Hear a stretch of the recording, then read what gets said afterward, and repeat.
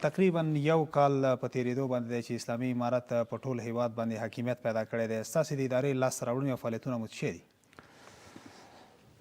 الحمدلله زموږ اداره هم په دا یو کال کې ډېر کارونه کړي دي.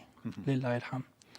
اولنی کار دا و چې زموږ په اداره کې دا دوه مطبعه چې غیر فعاله وو، یو مطبعه بریل وو د افغانستان په سطحه چې باید د ټولو نابینایانو دپاره مطبعه و چې یوازینۍ مطبعه په ټول افغانستان دا غیر فعال و. الحمدلله په دا یو کال کې فعاله سوه.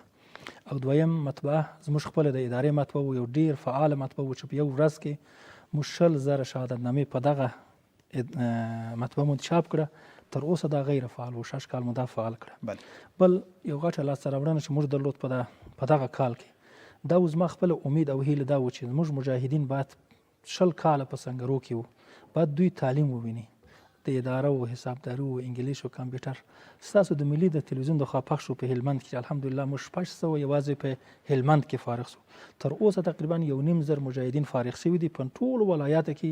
د لړۍ دوام لري الحمدلله چې دا یو غټه لاسته راوړنه دی. او بل موږ په دا شاش کې 15 لکه کتابونه مو چاپ او نشر ته خلاص کړ چې الحمدلله اوس توزیع بهیر شروع دی ټول ولایتو دپاره چې دا په دا 20 کاله کې دا بې سابقه و، څوک تر اوسه دا کار نه و کړی.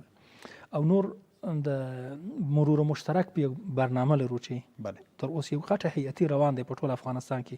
تاسو ته معلومات دی داسې حالت شته، ځینې ډېر ځایونه مراکز و، خیالي مراکز و چې په نامه مرکز و. یو وکیل صاحب یو مشر تللی و، خپل په کلي کې یو ځای جوړ کړی و، هلته شاګرد و نه استاد و، او د دې ښه یا شوې حواله و، معاش و تنخواه و ټول شی و. ځینې ولایتو کې دي په یو انستیتوت کې ډېر امکانات و، په بل انستیتوت کې بیخي شی نه و. او ځینې یو استاد دلته خلاف رشته و، یو هلته موافق رشته و چې دلته تدریس یې کول، د خویشاوندي و، د قومي په سلسله داسې کارونه و چې اوس هم دا روان دی. انشاءالله په دې کې هم ډېر غټه دستاورد موږ لرو او دا کار شروع دی. بله لاسته راوړنه موږ دغه و چې دلته د عایداتي د امارت دپاره 2.5 میلیونه یوازې موږ 6 کاله عواید درلود. حال دا دی چې زموږ اداره یو خدماتي اداره ده، عایداتي نه دی. تقریبا 7 میلیونه د کسان چې پیسې اختلاس کړي و، غلا کړي و، د دوی څخه مو بیرته بیت المال